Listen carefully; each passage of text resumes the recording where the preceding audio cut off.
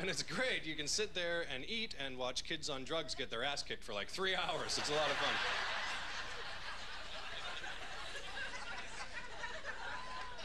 But one of my buddies happened to be the guy getting his ass kicked, and I'm a big guy, I'm 6'4", but I'm not really tough. I kind of avoid fighting, so I thought the best plan of attack to break up this brawl is to take my Subway sandwich and put it back in the bag, and swing the bag around in a circle, and throw the sandwich into the brawl.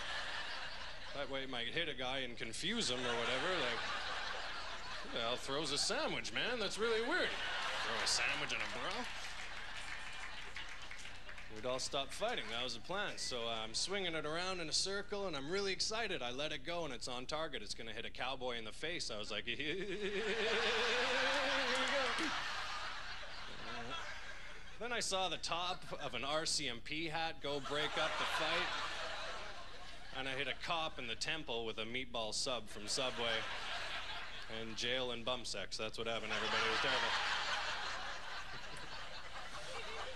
That's actually, it's actually the funniest place I've ever seen somebody passed out was at Billy Bob's in Red Deer. There was a cowboy passed out underneath the urinal at a country bar.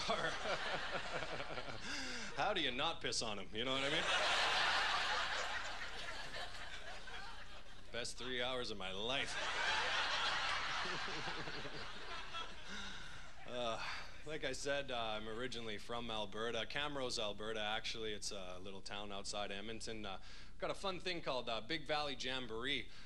It's a big country music festival. We invite 30,000 cowboys to our town, and we all camp in a big field and drink rye, and it's good times. I'm going to teach you a fun game to play at a big outdoor rock concert, if you've ever been to one or going to go. It's really easy. It's called Porta Potty Bingo. Hear me out. What you do is you go to the beer gardens, you go behind the porta potties, pick out your favorite one, push it over on its door, right? If somebody comes flying through the roof, fucking bingo. It's a lot of fun.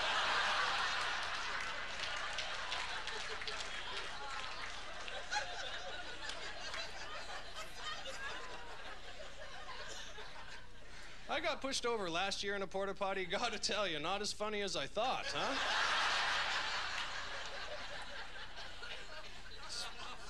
Especially since I was throwing up at the time. That made that a lot worse. Blackout bingo.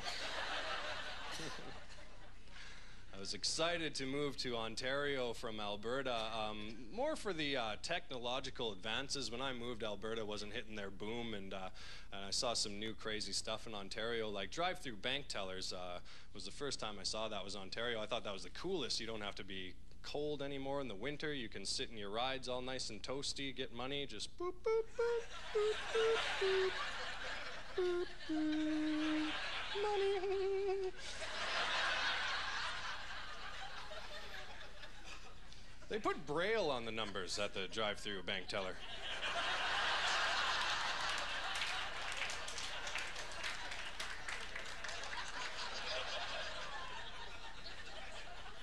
You guys all get the problem with that, hey, Braille on the number?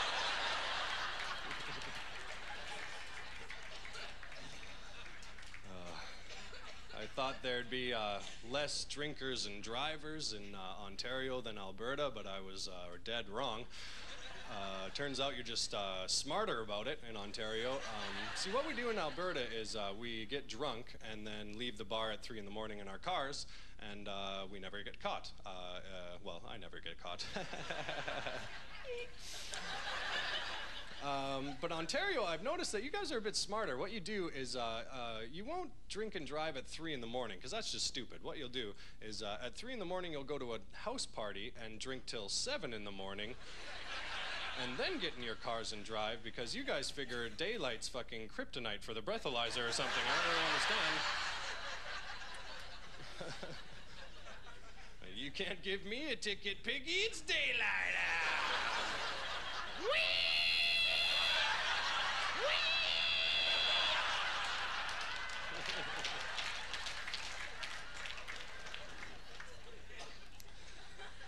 Have fun going to cottage country. I love going to cottages. What scares me, the only thing about cottages is getting off the main highway and getting onto the cottage highway that's like single lane and people are passing all crazy and it's really dangerous.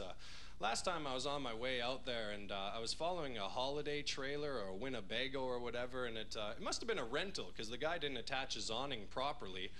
And at highway speeds, the awning flew open, ripped off the trailer, and wrapped up a little Honda behind him, right? Which was me, right? So I'm gift wrapped driving down the highway for a little bit, and the guy in the trailer hits his brakes, and I don't, because I can't see, right? And I hit the back of the trailer. Now, no one's dead. It's not a real serious accident, but it's serious enough. It's over $1,000 we got to get the OPP involved. So I couldn't believe how serious the cops take police reports, you know? Like, even down to spelling. I spelt a word wrong, and the cop jumped down my throat. Hey, he's like, hey, son, watch your spelling. I was like, ooh, relax, Smokey. I'm a little nervous, you know? I don't know what's going on. I'll use a dictionary, you know, forget about it. And then I got to the word awning in the story, and I don't know if you're an idiot like me, but that's when I realized that dictionaries are no help at all unless you know the first letter in the word, huh?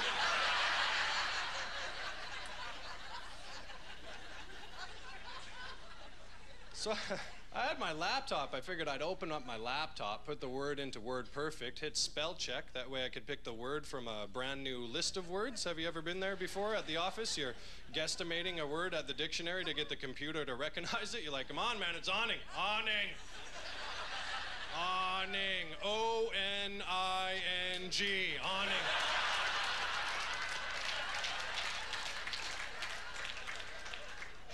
And the little paperclip guy jumps out. He's like, did you mean onion? You're like, no, man.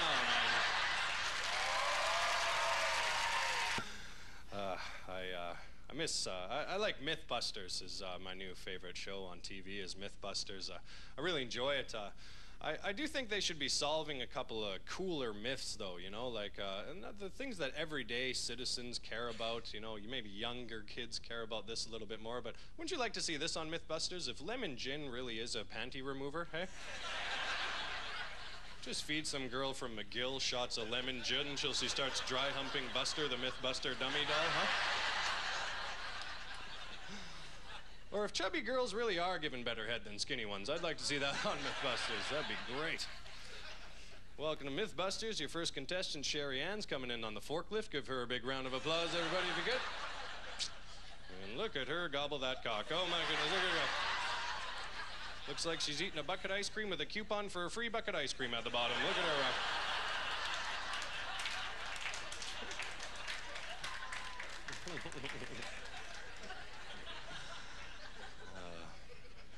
Tell you a little story here.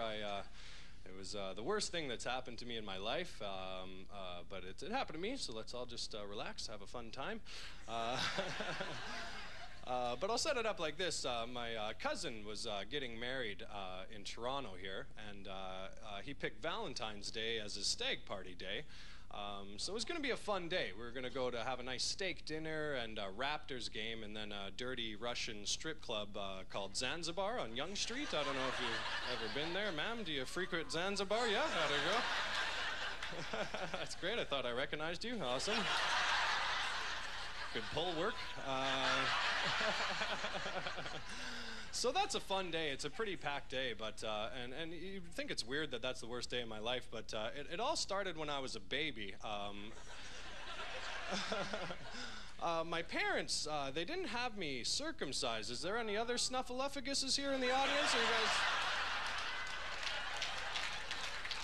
rocking out the tube sock? You guys doing that? I was a total anteater, and there's some penis problems, there's some cock complications, and on Valentine's Day, I had to get an adult circumcision done here in Toronto, and I'm going to tell you all about it. So, I'm laying in bed for surgery, and I'm a little nervous, right? Because it's your cock, right? You've got to be a little concerned about that. And the nurse comes in to prep me for surgery. Now, how many male nurses is there in the world, would you say? 3 or 4, probably?